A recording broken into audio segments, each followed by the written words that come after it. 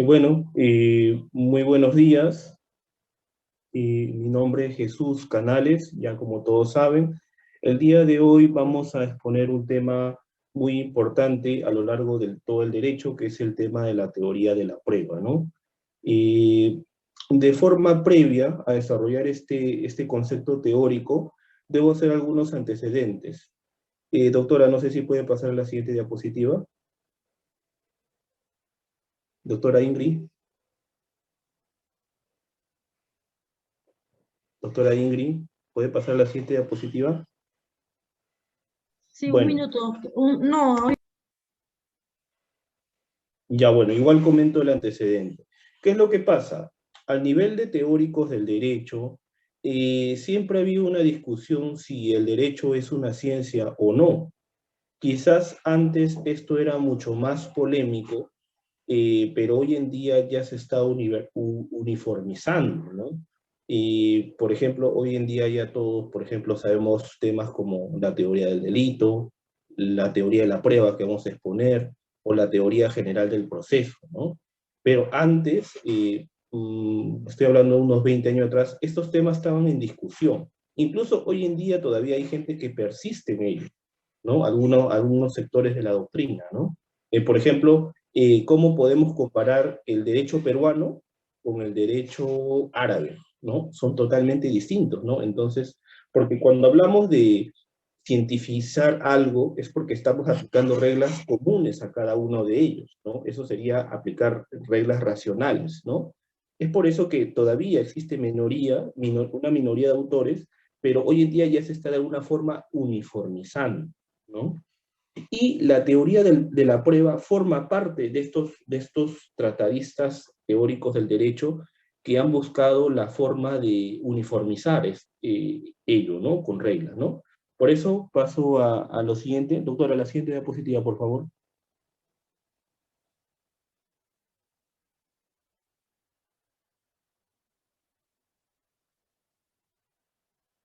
No es mi diapositiva, doctora. La siguiente, por favor. La siguiente. La siguiente. La siguiente. La siguiente. Ajá, ese, perfecto. Ese. Anterior, por favor. Siguiente, siguiente. Anterior, por favor. Donde dice teoría de la prueba, por favor. Anterior. Anterior. Anterior, no siguiente. Ahí, por favor, ya. Precisamente, la teoría de la prueba busca uniformizar reglas de actuación probatorias, principios, características, instituciones que no solamente se limiten al derecho penal, sino que se apliquen también al derecho civil, al derecho laboral, al derecho administrativo y otras ramas del derecho, ¿no? Evidentemente, esta postura es cuestionable, ¿no? Pero actualmente hay autores de gran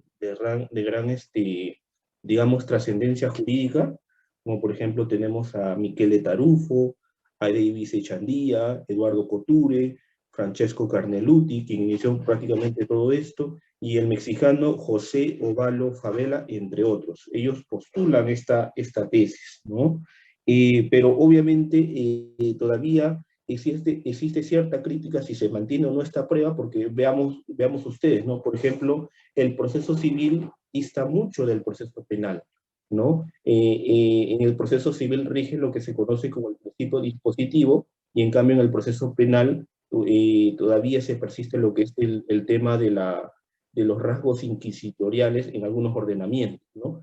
Al respecto, Eduardo Couture mantiene una importante razón que contradice a estos que no están de acuerdo con esta teoría. Eduardo Couture menciona de que estas diferencias existen en algunos ordenamientos que todavía no han actualizado su sistema normativo, ¿no? Por ejemplo, en el caso peruano no hemos actualizado todavía nuestro sistema normativo, por eso el proceso civil tiene un rasgo escrito y el proceso penal tiene un rasgo oral. Del mismo modo, el procedimiento administrativo tiene sus características propias y otros tipos de procedimiento también tienen sus características propias, pero ordenamientos más modernos, digámoslo así, tienen códigos generales que abarcan todos sus procedimientos, ¿no? Por ejemplo, en Ecuador tienen un código general de procedimiento, en Colombia también tienen un código general de procedimiento, en Estados Unidos del mismo modo, en Inglaterra del mismo modo.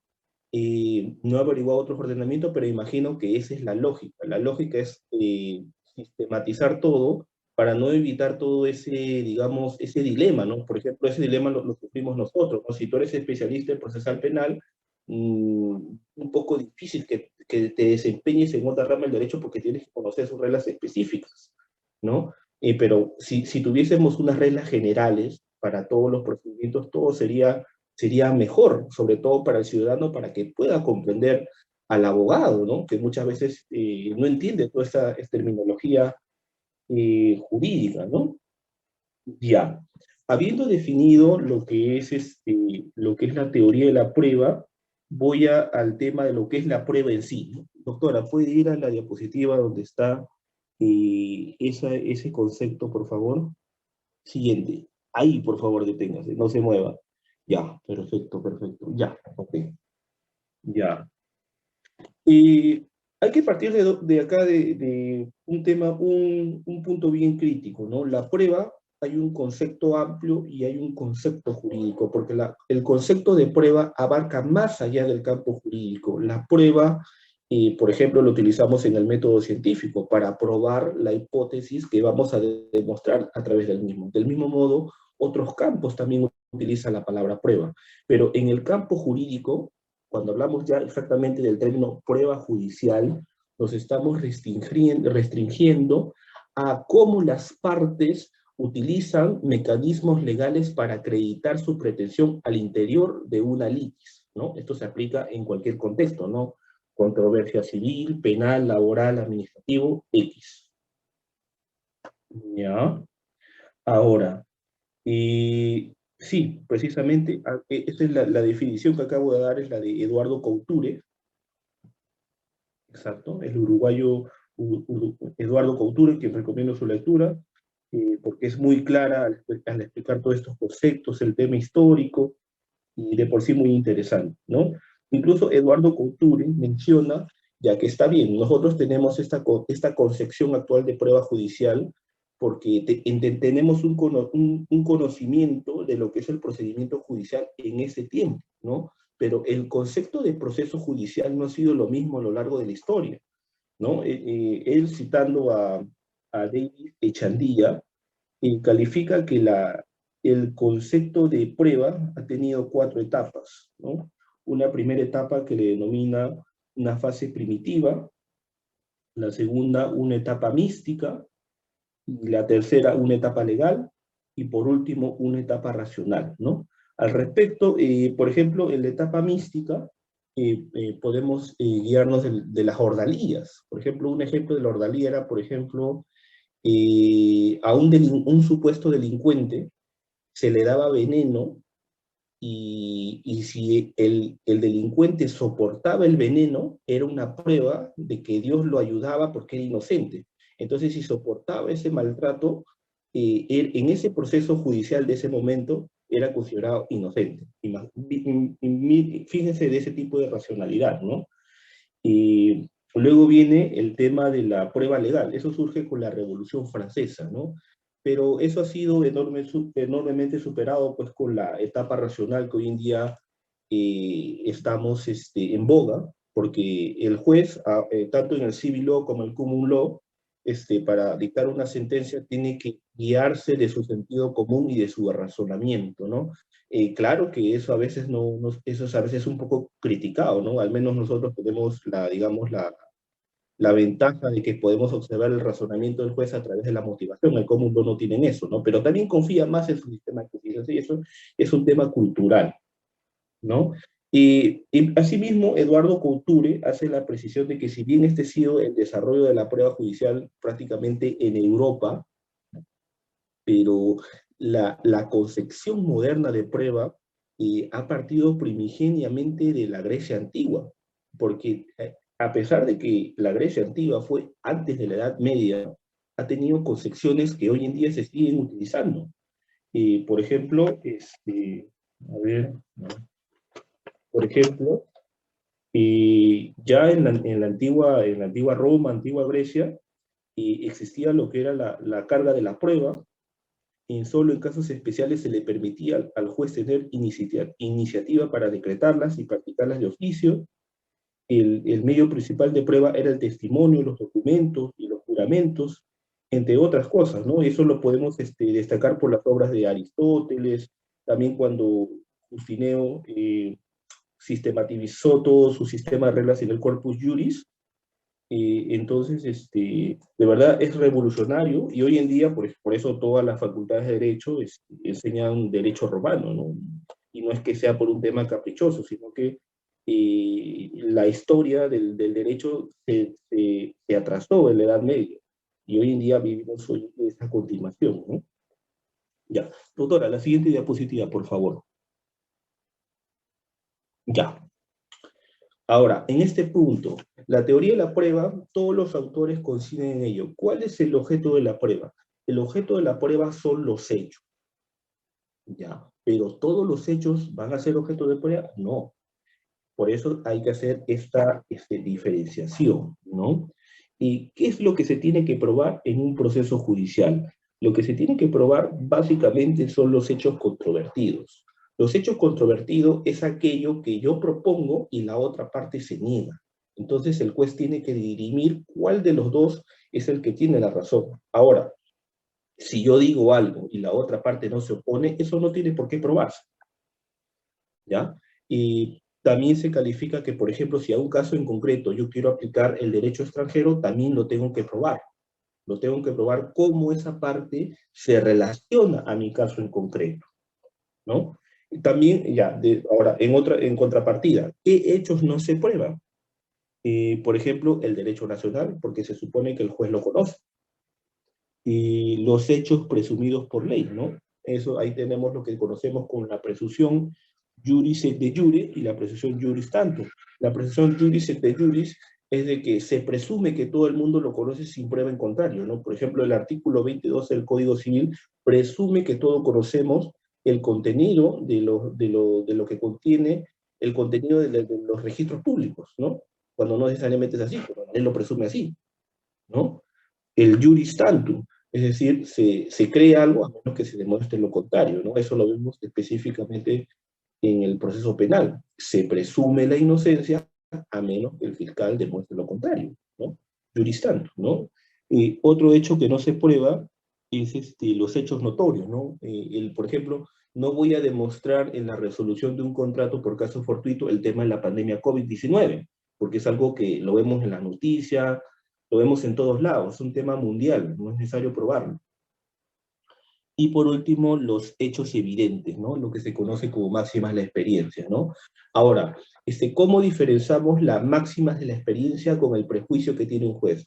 Para eso, nosotros en el sistema del civil law tenemos lo que se conoce la motivación, ¿no? Ahí podemos ver cuál ha sido el razonamiento del juez para poder darle valor a determinado elemento probatorio, y ahí podemos identificar si se ha guiado de una máxima de la experiencia o de un prejuicio, ¿no? Lo cual va a ser objeto de apelación en la vía subsiguiente, ¿no?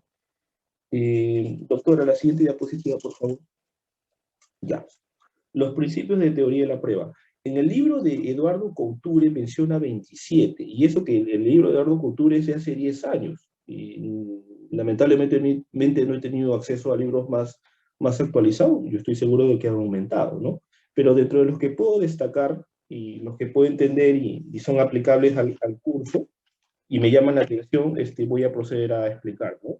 Por ejemplo, tenemos el principio de comunidad de la prueba, que ya seguramente todos lo conocemos, en que consiste en que la prueba no pertenece a las partes. Cuando uno aporta una prueba al proceso, eso ya forma parte del proceso, porque busca la finalidad de acreditar quién está diciendo la verdad o no.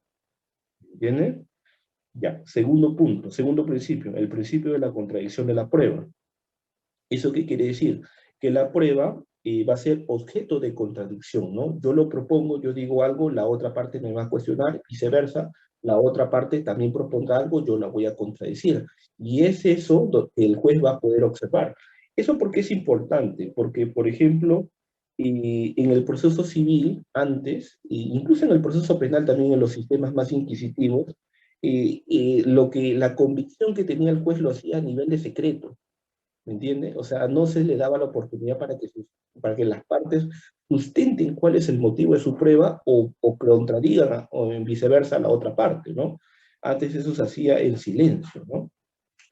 Y otro principio que es importante es el principio de preclusión de la prueba. Eso es evidente, porque si no hubiese un límite, entonces todo el tiempo voy a estar trayendo pruebas y pruebas y pruebas y el proceso nunca va a acabar, ¿no? Este principio es más rígido en el proceso civil, ¿no? En el proceso penal hay algunas excepciones, cuando es prueba nueva, ¿no? Y cuando se puede solicitar de oficio, ¿no? Pero en el proceso civil es más estricto, ¿no? El principio de inmediación, el cual consiste pues en que no es que yo inicie el proceso con un juez y luego en la otra audiencia me cambien de juez, no, tiene que ser un juez que observe directamente la actuación de prueba y él mismo decida el caso en concreto.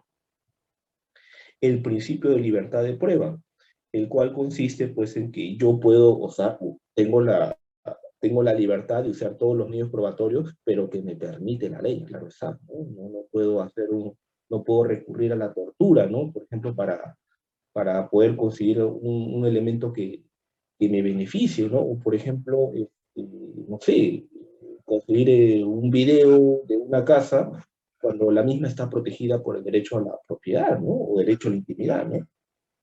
El principio de pertinencia, de utilidad y de unidad de la prueba que ustedes conocen a la perfección, que en nuestro proceso penal se evidencia en la etapa intermedia. El principio de naturalidad, licitud, que ya le he mencionado, consiste pues que está bien, yo tengo libertad probatoria, pero la misma tiene que respetar los derechos fundamentales de otras personas, ¿no? Y la carga de la prueba, y en principio el que sostiene algo tiene que demostrarlo, ¿no? Pero hay ciertas particularidades, ¿no? Por ejemplo, en el proceso penal, en teoría, ¿no? En teoría hay una presunción de inocencia y el fiscal tiene que demostrar coherentemente cómo destruye esa presunción de inocencia, ¿no? Y no, claro, pero también, ¿no? Evidentemente, ¿no? Y el investigado quiere demostrar su inocencia, tiene que aportar pruebas, ¿no? O sea, tiene que tener una base sólida para sostener por qué está diciendo algo, ¿no? Ahora, este principio de la carga de la prueba hoy en día está siendo un poco actualizado, ¿no? Lo que se conoce como las cargas dinámicas de las pruebas, que se aplica mucho más en el derecho laboral, ¿no? Por ejemplo, ¿en qué consiste, no? O sea, se determina quién es la mejor parte o a qué parte le es más fácil probar algo porque tiene mayor acceso a esa documentación. En teoría, esto debería aplicarse en todos los procesos, ¿no? Pero siempre y cuando se justifique, ¿no? Por qué se está sosteniendo esa postura, ¿no? Pero por ejemplo, como lo vuelvo a mencionar, en el proceso laboral ya esto se ha legalizado, ¿no? Por ejemplo, en el caso de la relación laboral, eh, cuando el trabajador que se va al Poder Judicial demuestra la subordinación, se presume el trabajo, a menos que el empleador demuestre pues, que no tenía una relación laboral, ¿no? Y para eso tendrá que tener, pues, demostrar su planilla o qué sé yo, ¿no? Eh, Ya. Otro principio moderno es el principio de la oralidad. Como le vuelvo a mencionar, aún los sistemas civiles lo mantienen, pero considero que ese ya es un tema del pasado. Quizás en el Perú no se aplica a cabalidad por el tema del presupuesto, ¿no? Pero en otros ordenamientos el principio de la oralidad ya es algo que rige, ya, no es algo, digamos, mantener ese sistema escrito ya es un tema antaño, anticuado, ¿no? Y un principio importante también es el principio de gratuidad de la prueba. Pero ¿qué es lo que pasa? El Perú no es un país rico, pues. O sea, entonces, para, digamos, compensar este principio universalmente conocido, se aplica lo que es el costo social, ¿no? Por ejemplo, sobre todo en el proceso civil, ¿no? Si yo voy a ofrecer prueba o voy a pedir una diligencia, claro, no me van a cobrar con un ánimo lucrativo, ¿no? Me van a cobrar el costo social, ¿no? El costo de lo que realmente, digamos, un costo razonable, ¿no?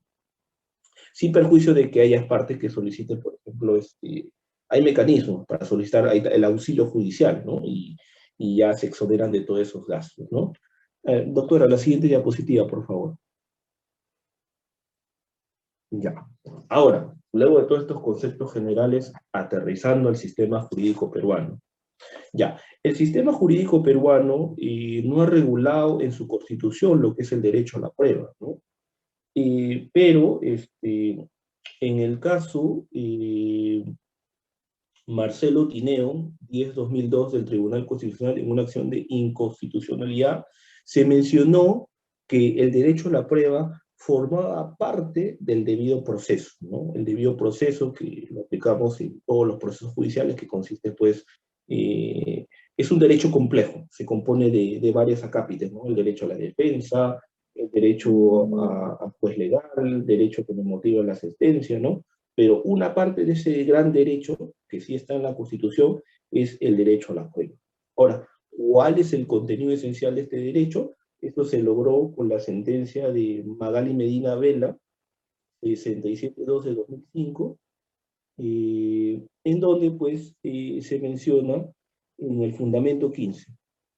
Se trata, mira, incluso, se trata de un derecho complejo que está compuesto por el derecho a ofrecer medios probatorios que se consideren necesarios, a que estos sean admitidos, adecuadamente actuados, que se asegure la producción o conservación de la prueba a partir de la actuación anticipada de los medios probatorios y que estos sean valorados de manera adecuada y con la motivación debida con el fin de darle al mérito probatorio que tengan en la sentencia, ¿no? Ya después de ahí ha habido, digamos, citaciones, desarrollos un poco más, un poco menos de lo que se está mencionando, pero ya en el Perú gozamos, digamos, de un desarrollo de este derecho, ¿no? Ya. Antes de acabar mi exposición en esta parte general, quería hacer una precisión. El derecho probatorio en el campo penal tiene en cierta medida mayor importancia, porque acuérdense que he mencionado en diapositivas anteriores que el objeto de la prueba es el hecho, ¿no? Y mayormente cuando lo que discutimos en un proceso penal es el hecho en sí, ¿no? Quizás en un proceso civil lo que se discute más son los documentos, ¿no? En un proceso laboral el tema ya está prácticamente cronometrado, ¿no? ¿Trabajó o no trabajó? ¿Se le debe o cuánto se le debe? En cambio, el tema del hecho, su complejidad en sí, se discute más en el proceso penal, ¿no? Porque aquí tenemos que saber con detalle qué se hizo, qué no se hizo, ¿no? Si hubo acto carnal, no lo hubo, en qué circunstancias lo hubo, tuvo intención, no tuvo intención, ¿no? Es por eso que el desarrollo de la teoría de la prueba en este campo del derecho penal tiene, a mi criterio, en mi opinión, una mayor importancia, y por eso es relevante de que todos los compañeros o las personas que quieran profundizar esta materia revisen con precisión estos lineamientos. Y ese sería por mi parte, y el siguiente compañero, por favor, que siga con la exposición.